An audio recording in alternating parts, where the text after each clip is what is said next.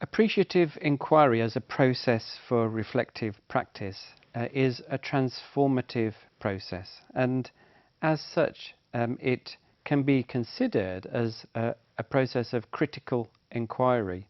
But critical inquiry is a very specific thing that we need to reflect on.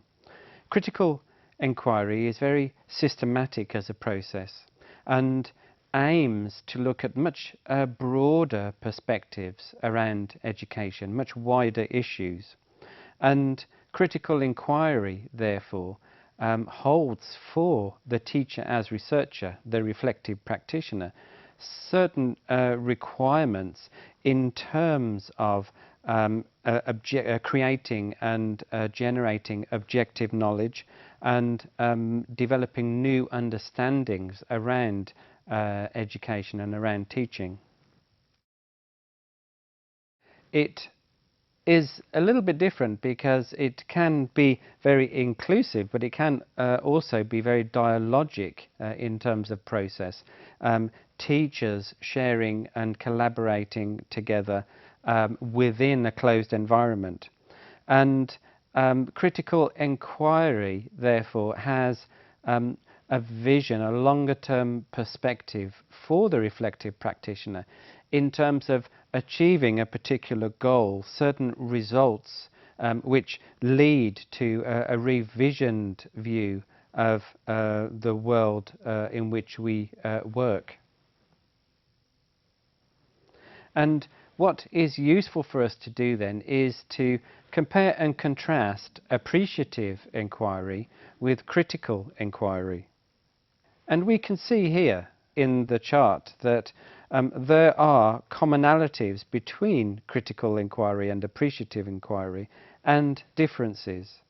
The driver of critical inquiry is very much about the reflective practitioner engaging in a logical process of analysis, breaking components of their practice down into aspects of the work that they can investigate and find solutions for. But the driver of appreciative inquiry is about realizing the foundation of the strengths and find ways to either confirm those strengths or to build on those strengths. Critical inquiry has a particular knowledge focus, which is based in problem solving, identifying negative experiences and attempting to change those. Whereas the knowledge focus for appreciative inquiry is always positive and unique to the individual in terms of their experiences.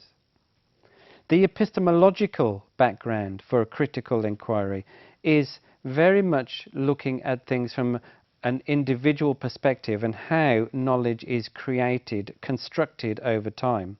And there's a greater stress on understanding compared to appreciative inquiry, where the stress is on meaning and on significance to the individual.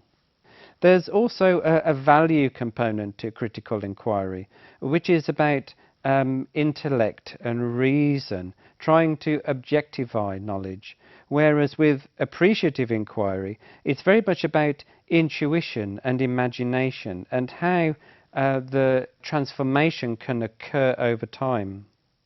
Another focus for critical inquiry is the approach that's actually taken. It's looking at negative aspects and trying to change them into positive components. Whereas with appreciative inquiry, the approach is actually to build on positive components.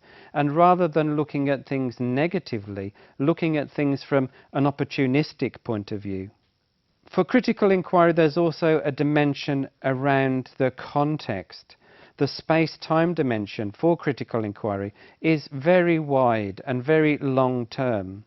But for appreciative inquiry, it's very much focused in the immediate work of the practitioner. And for critical inquiry, the process can be dialogic or reflectively critical. But for appreciative inquiry, it's very much about creating a narrative, telling a story and developing that story over time.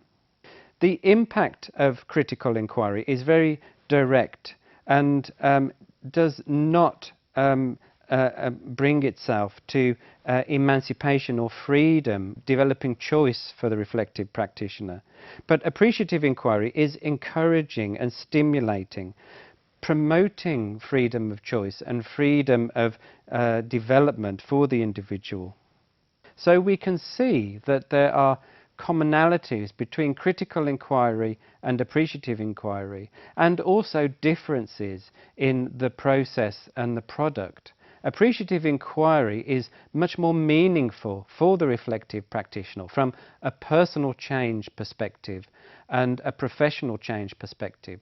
Critical inquiry is meaningful for an organisational change perspective and also the professional perspective.